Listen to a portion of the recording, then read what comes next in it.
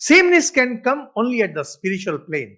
The moment you are in the world of mind, the moment you come to the empire of mind, there can be no sameness. Because the moment you are in the empire of mind, the moment you are in the world of mind, desires come. To be ignorant of your true nature means to be bound within the empires of the mind. Religion begins only when you have a firm belief that life continues after death.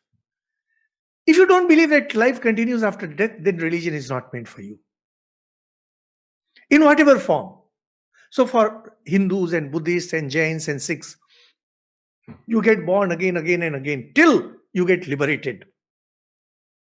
And for the Semitic religions, or you can just say West Asian religions, Christianity, Islam, Judaism, and Zoroastrianism, for them, life is just one time affair, but after that there is heaven. So when you go to heaven, whenever you go, and in whatever form, the idea of you continues. So you continue to be whether in heaven or hell or wherever it is.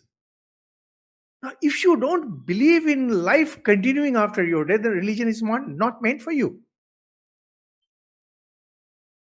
So materialists, when they say that life began here and life ends here, for them, it's very obvious religion is not meant for them.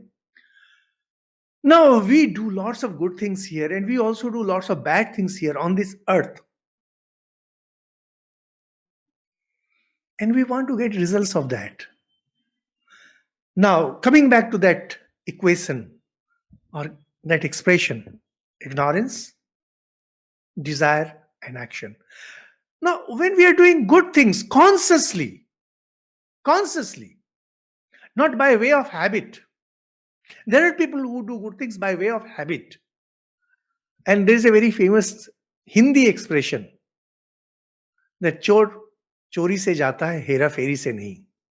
A thief can give up his habit of stealing, but some kind of manipulation will always be there. He cannot get out of it. Habit continues unconsciously. Real noble people are those who do not do good things consciously. They are like that. They are made like that. People tell me that I am stern. People say I appear angry and I react. Well, I'm made that way. I can do nothing about it. I'm not even interested in changing myself. No, not at all. I'm like this. Why bother? Because I'm not reacting consciously. It's my nature and it's okay. I may have some plus points. I would rather focus myself on that. Why worry about the negative things? Negative things will always be there. The idea is that you continue doing good things if you're really good.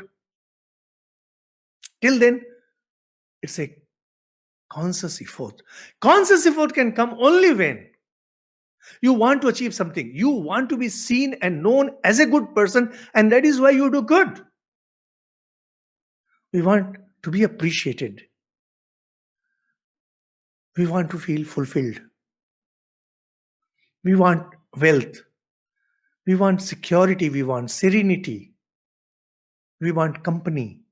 We want good people in our life. We want partner. Why? Because we are incomplete. We feel ourselves to be incomplete. So now two things happen. You are doing good things with the hope of getting some reward. And this life is too short to get the reward for all the good things that you have done.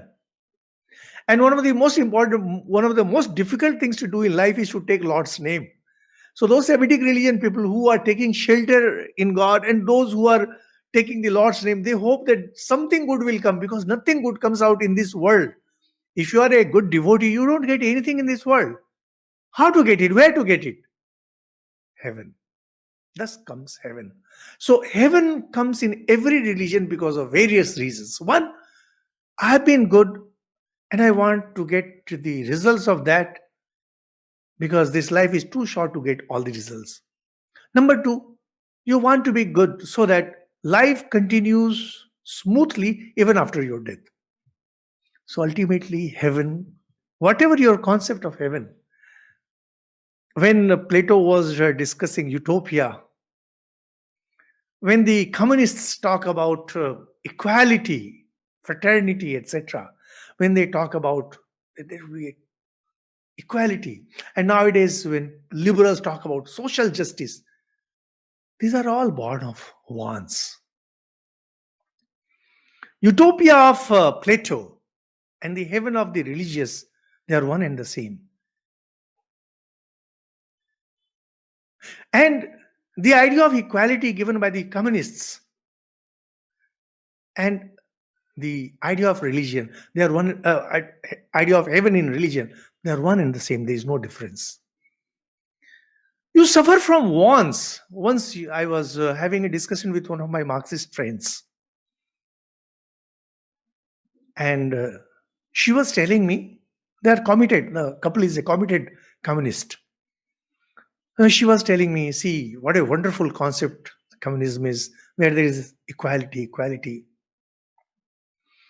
And I told, let's see, you talk about equality for people who are communists, but think of Vedanta, which talks about equality of all. Don't you think Vedanta is far superior to communism? Then she said, well, Vedanta cannot be practiced, and at least we have not seen it being practiced in any society.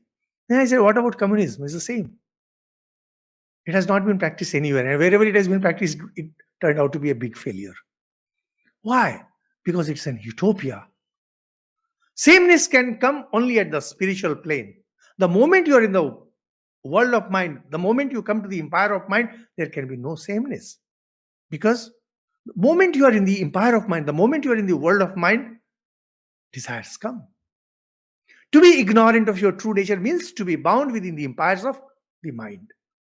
So Swamiji continues, if you are bound in the empire of mind, first you want being good, being well off in this world. And then you want to secure your position in the heaven too.